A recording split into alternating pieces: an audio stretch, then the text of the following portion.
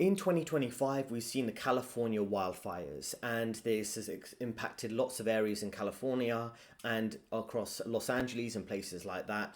And a lot of people are considering what are the main causes, right? Was it DEI? Was it diversity, equity, and inclusion? And some of the hires they had within some of these top roles within the fire department within California. And it's had devastating results, right? Because you've had instances where there's been 40,000 acres of land that's effectively been burnt to the ground, 12,000 structures, 27 facilities, over 100,000 residents have been evacuated. As you can see on your screen right now, some of the clips, it looks like they're living in hell on the West Coast. And it's really questionable how these type of things happen, right? So what we're going to consider in this video is what impact did DEI have in terms of these scenarios. So let's get into what she has to say. She's the first female rainbow flag fire chief with the goal of recruiting more women and more people of the rainbow flag community as firefighters, right? So let's listen to what she has to say and see what we can learn about DEI in this context. Super inspired. She took time out of her already busy schedule to tell us about her vision for the department's future, one that includes a 3-year strategic plan to increase diversity. People ask me, well, what number are you looking for? I said, I'm not looking for a number. It's never enough. Out of 3,300 city firefighters, only 115 are women right now. She's already looking at ways to change that. She's quick to point out that doing so has a greater purpose, attracting the best and brightest for the job. They feel included, they feel valued, and they feel part of a cohesive team. The chief also checks another box when it comes to inclusivity and diversity at this department. She's a proud member of the LGBTQ community. That just kind of opens the door of people that thought, wow, I didn't even know that that was an opportunity for me. I am super inspired. So let's talk a bit about this, right? So she's focused on diversity and not necessarily competency, right? She wants to hire more people from minority backgrounds. And what does that actually mean, right? Just this 3-year strategic plan to do this, and typically be people from her own community, be more women, typically more white women. And I've noticed that many times in the corporate world, a heavy bias in favor of white women specifically, and they'll often hire more of their own, and then they'll hire a few token people from other demographics to show they're supporting diversity when they're really just looking out for their own best interest, right? She says something here about how she's never happy, it's never enough. She wants to always hire more people of these demographics. She doesn't have a specific quota of maybe say 50% men, 50% women, right? And it reminds me of many dynamics you see, especially with a lot of like feminist liberal talking points, or the way a lot of men have to deal with their girlfriends or wives. It's like she's never happy. They're always having to do more to impress her. And it's the same thing with these liberal feminist or left-wing woke agendas, however you want to label them, in society. It's never enough. There's never enough rainbow flag propaganda being sent towards kids. There's never enough diversity, never enough women in positions of power, right? And this is the type of thing, right? There's never enough migrants. You need to open the borders more. You need to let in another 5 million migrants. These are the type of things. There's never enough censorship on free speech, never enough levels of to extent to which we have to be careful about how other people feel, so we have to restrict what we say because it might make someone emotionally unstable or something like that, right? This is the problem with these type of agendas, DEI and a lot of the other things. It's never enough. They're more so focused on equality and diversity, it can impact the competency level of the work that is being done, right? And the thing is, they don't consider the harmful effects, right? If you have a lot of women who are firefighters, of course, if there is a genuine fire, many women, let's be real, they'll be scared of the fire compared to the men and those chaotic situations. And can those female firefighters, because women are physically weaker than men, can they carry a lot of the people outside of a burning building, right? Men who would train effectively as firefighters and naturally have the strength skills, they could carry like heavy people, you know, particularly in America, heavy people in America outside of their houses that could be burning down in California, right? So these are quite important skills to have, right? And sometimes if you have a woman who's weaker, who might be in a chaotic situation, she might not handle it well. And we've seen in the instance where Trump had the Secret Service, and he had male and female Secret Service officers, and when someone tried to clip him or end his life, essentially you see some of these shorter female officers, they were asking, what are we doing? They didn't know, they were prepared and they were panicking an attempt to end Trump's life, right? So these are the type of things you need to consider. If you're so focused on DEI, it does impact, the effectiveness of dealing with situations. Now, there's one thing to deal with situations where we're in the office and things get dragged out because you're dealing with incompetent DEI hires, but it's another thing when it's life or ending someone's life, right? Which would be firefighters, Secret Service, police officers.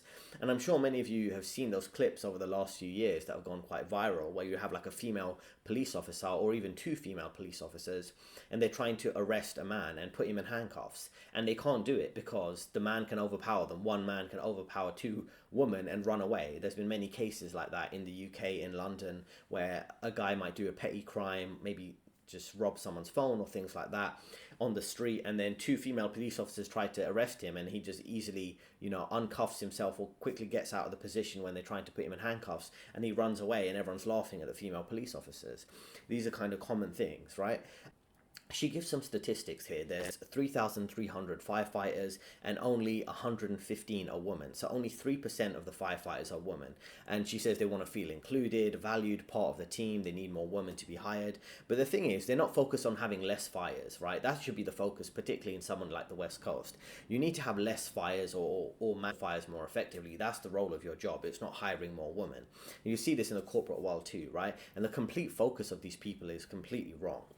And again, when they focus on feelings and not facts, which is typically in many corporations now, you have all these inefficiencies, lack of productivity, and just really annoying time-wasting delays. And the thing is difference between it being in a corporation where they have to be profit-driven and in the government. Because in the government, if the government's inefficient and everyone's dealt with inefficient governments, their customer service lines, getting your basic processes done, getting driving licenses to rent your own house and things like that, there's so much inefficiency there, right? And they're wasting your tax money. You're paying for this firefighting service if you live on the West Coast. You're paying for your all the government bureaucracy, and we see some changes there with Elon Musk and people like that trying to reduce that bureaucracy. But it's really annoying when you're like paying these people and you can see all that high tax that you are paying and they're not doing a good job. They just create their own agenda. We need to hire more people that look like me, which is completely ridiculous. And then we need to think about this agenda the establishment has. And I have to be careful on how I word it in this platform.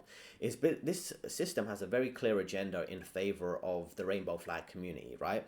Now we need to think about, why is this demographic so highly valued by the establishment, right? Is it because the establishment behind the scenes at senior levels are really engaged in, Epstein type of activity, kind of depraved activity? What's going on here? Why is there such a high level of focus on the rainbow flag community? It's not strong, competent men. It's not beautiful, virtuous women. It's not honorable men or virtuous women, which I think are the basis of a sustainable society. And increasingly, it's not even, let's have a heroic society or traditional society where men have traditional male virtues, like honor, courage, strength, bravery, protection, and providership.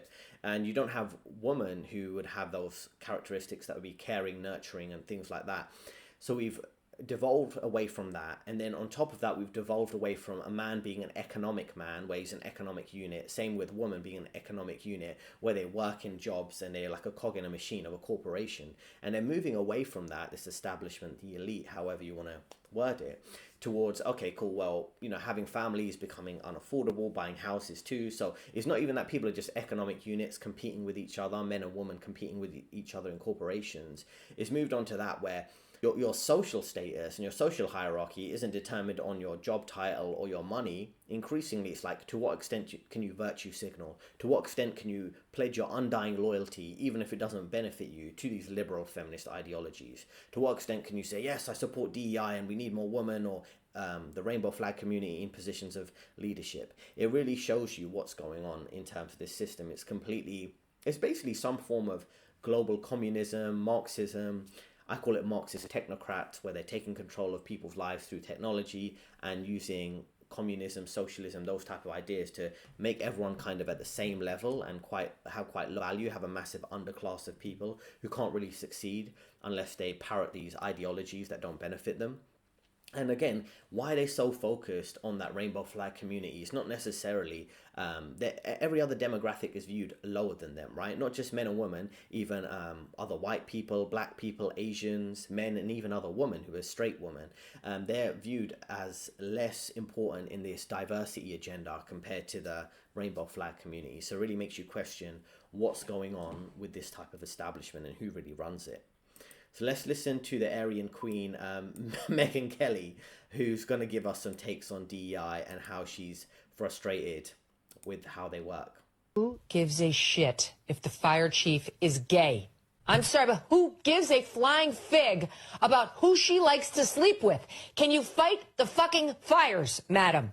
That's the relevant question. We don't care about your lady parts, and we don't care who you want having access to them. Can you fight fires? Can you make sure there's water in the fire hydrants when you realize in Ventura County this is a massive problem? When you realize that California is going through a drought where they haven't had rain in weeks and months, I don't care who turns you on. And you know why they have only 100 women in a 3,300? Because women tend to be smaller and not as strong. And unless you lower the requirements to become a firefighter, most women can't pass the test. This is an absurdity. This is just like the Secret Service and what happened with Trump. We needed all these women in there who weren't even tall enough to protect the 6'3" president. Under this woman, Ms. Crowley, the department created a diversity, equity, and inclusion bureau to train firefighters not on refilling the hydrants or what to do when they're empty, but on the importance of DEI. So again, she's making some similar points to me, Megyn Kelly here. And the important thing to look out for here is, again, why they're so focused on this particular demographic and what they do in their personal lives, the rainbow flag community. There's an entire month to celebrate them at many corporations, not any other demographics for the most part. And the thing is, like I say, it's one thing when we're focused on just getting work done in the office, but when it's life or death, it's a much bigger issue, as she's pointing out here, right? If you call someone to your house and you need to have a fire be removed from your house, or you need the firefighters to have the big water hoses to get rid of the fire that is destroying your house, you're not going to think, oh, let me check which demographic are they part of. Are they part of the minority that I am part of, or something like that? You're just not going to be considering those type of things, right? And when it comes to planning long term, that's one thing I realized. When they're so focused on these short term hiring quotas and DEI, they're not thinking long term. Do I have enough water supplies, which is an issue in California, for example, having long term water supplies to deal with these type of fire issues and reduce them before they do spread quite rapidly, right?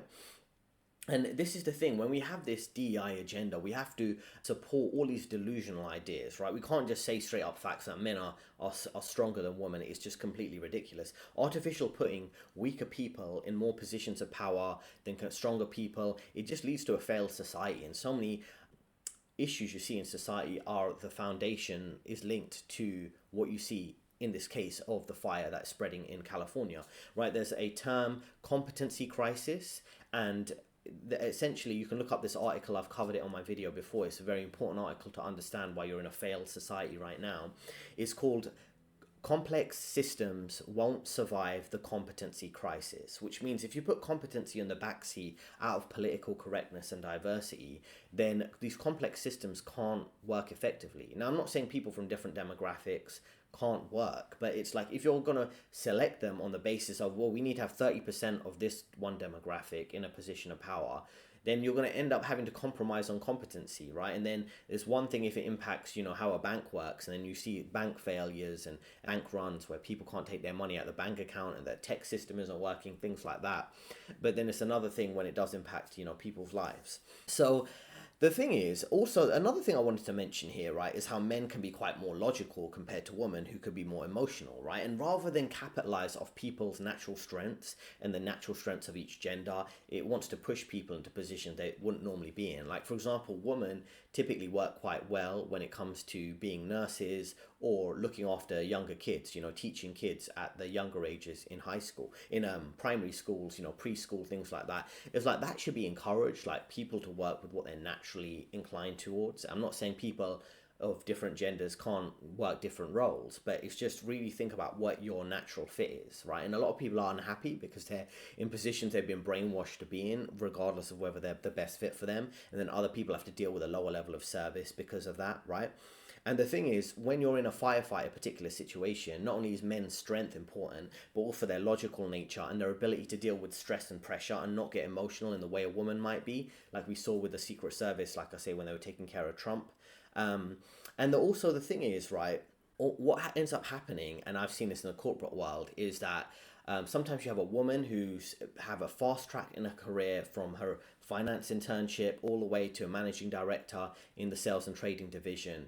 And then typically she would need this almost level of emotional support, and she'll hire many men who'll be working for her just so she can vent to them, just so they can do some of the technical work. Now, I'm not saying some of these women aren't competent at their job, but it's like, on one hand, the company wants to have more women in positions of leadership, but on another hand, they end up spending more because you end up hiring a lot of extra men beneath her level in the corporate hierarchy to kind of do some of the technical work or to provide this kind of emotional support lapdog role that she needs, right? Which I've seen. I remember one major bank I was working at where you had this woman in this kind of senior role, and there'd always be one man. There'll be one of 3 to 5 men, but there'll be one of them always kind of having to listen to a vent about her job or some office politics drama.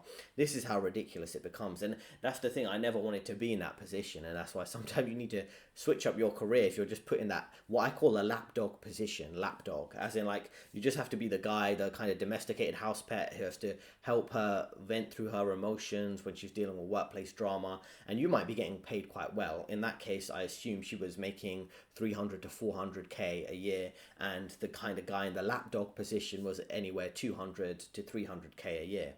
So that's relatively well paid, right? Particularly for places like London, New York. Those are the type of salaries that are quite good.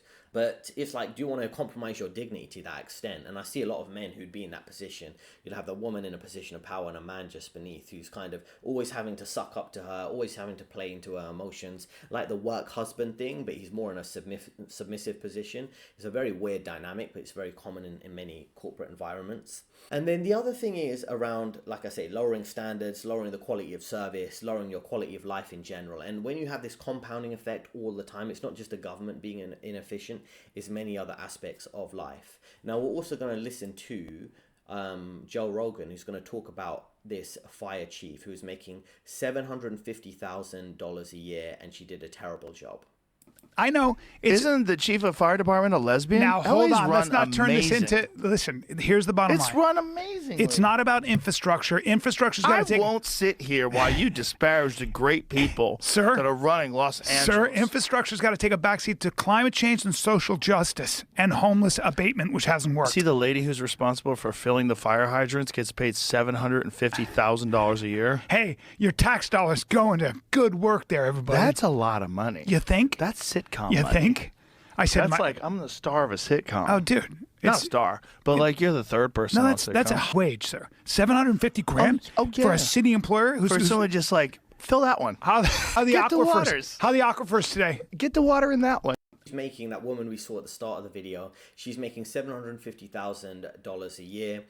She'll be a millionaire in a couple years, clearly from doing an incompetent job, and it's your tax money that's going to pay this if you are living on the West Coast in America. And he's making a great point. These are comedians. Again, this is how ridiculous society is. It's comedians that need to kind of speak the truth, because other people, they have their free speech restricted. If you're working a corporate job or even in a government role, you can't tell the truth about these things. So a comedian has to. And we've seen over the recent years, since cancel culture became a thing, it was comedians that really were one of the main groups to be impacted, because comedians have to make fun of society. But if you can't make fun of society and point out the obvious hypocrisies and things like that, then they lose their jobs, right? And we've seen people like Dave Chappelle and many others have different instances where they made jokes and then they just got cancelled and they kind of ended up doing less work in comedy. I remember there many other cases that came up in several years ago. So in this case, right, he's talking about how infrastructure, which is important to your daily life, having the roads working so you can drive to work and have public transport and get your food supplies and live a basic life, right? Social justice, climate agenda, and homelessness and all these other type of things have taken priority over it, right? Which is completely ridiculous. So, and particularly on the West Coast, there's lots of homeless people, migrants, things like that, people who have substance issues. So these are the type of things that really do make life difficult for many people to deal with day to day. And how can you justify this on a daily basis? And the thing is, I understand, she's living in a quite wealthy part of the world, the West Coast, where cost of living is high. Obviously, the government's going to pay employees quite well to work there and live there. But the thing is, it's your tax money, right? And she's clearly not doing a good job for receiving all that type of money. And the whole point of government employees is that they're civil servants, which means they're kind of there to serve you. But clearly, they're not doing a good job. Could you imagine if, this wouldn't work for other demographics. I think it really is a bias in favor of, depending what the instance is, but in this case, a white woman looking out for the interests of other white women, or the rainbow flag community, or it's just not. I can't imagine me, for example, getting a managing director role at a major bank and saying these type of things out loud, right? Which I wouldn't be too keen to do. I want to hire people on the basis of doing a good job that I could get on well with, right? That would be my criteria. But if I start a corporate job, we're going to hire Indians from now on. I'm ethnically Indian. I'm just going to hire people like that. That's what we need more of. We're only like 2% or 3% of this particular department. It's the type of ridiculousness that only this demographic gets away with. Only a demographic that looks like that gets away with it, right? That's what I mean specifically. I noticed a lot of AWFLs, affluent white female liberals, who get away with this. I don't think a black woman or an Asian woman would get away with this, right? Or someone who's straight. Can you imagine if you're straight and you say, we want to hire majority straight people, things like that? You're just not going to get away with it. Look through a clip from Piers Morgan, right? He's talking through this DEI aspect with regards to the fire and having some different perspectives. Let's listen to what they have to say here.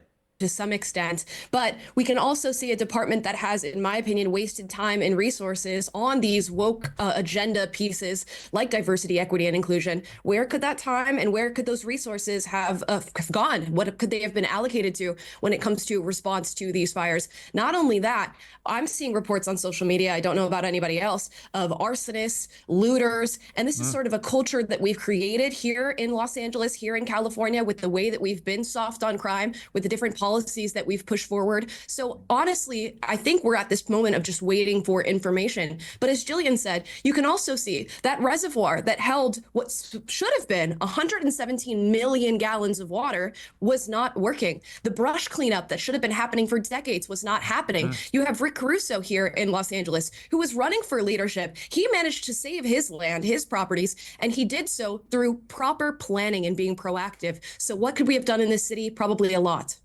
Yeah.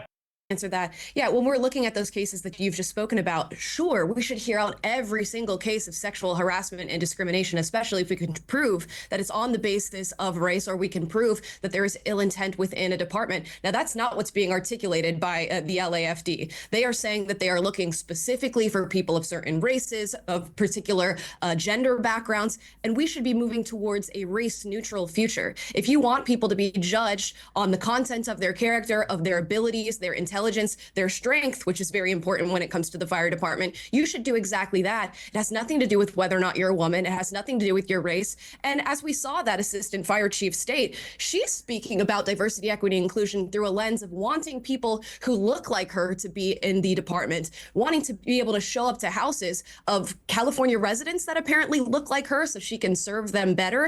And she's not really speaking to her capabilities. As she even stated in her own video, she'd be incapable of carrying a man out of a fire. So your articulation of diversity, equity, inclusion is very different from what we're getting. And let's not forget that diversity, equity, and inclusion is based out of critical race theory, which is fundamentally flawed. If we truly want race neutrality and people to be judged based off of their abilities, we should do exactly that. Yeah. So interestingly enough here, I'm, like I said, ethnically from an Indian background. She's obviously like an African-American background. So there's different people who you think would be benefiting from the DEI thing, who aren't benefiting from DEI, but they see who is benefiting, which I mentioned the demographics earlier, and they're kind of seeing how it's leading to a decline in quality of life for many people.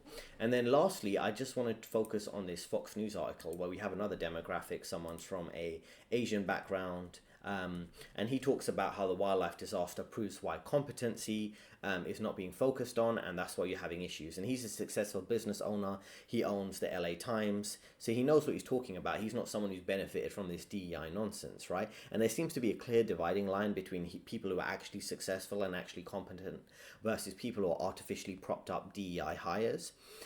So he talks about this in a bit of detail. He has a go at local officials, saying they're incompetent in handling these wildfires, and he says that voters should focus on competency rather than, who's part of their own demographic. Here's two quotes I wanted to focus on here, which is in his tweet. Maybe the lessons we learn out of this catastrophe in California is now how to vote, right? Not to vote based on someone being left-wing or right-wing, Democratic or Republican, but people based on competency and people who have experience to operate the job, right? Competency actually matters. And that's what's kind of important, and that's the key point here. DEI, nothing wrong with having different demographics, but if you're going to be so focused on race or gender or people's orientation and what they do in their personal life, like the rainbow flag community, you're going to have a decline in quality of life and quality of work too. Now, I hope you found that helpful. That was an interesting take of how DEI has impacted society. And I've worked in the finance industry for over a decade. And I offer a career coaching program. And this will really help boost your career, help you climb the corporate ladder faster, maximize your financial freedom, outsmart office politics, being a man in the workplace, dealing with these type of DEI agendas and how to outsmart them and work around them, preparing for promotions and also having good layoff packages where available, or preparing ahead for that and your next career move. And then also how to deal with prosperity planning, which is effectively looking at your long-term ability to have financial stability and security in this crazy unstable society where you've got places like California that can't even do the basic public planning that you think they would do in a first world developed country. So thanks for listening. Let me know in the comments what you think about DEI and its impact on the California fire situation. 2 recommended videos on the screen right now, and I'll see you next time.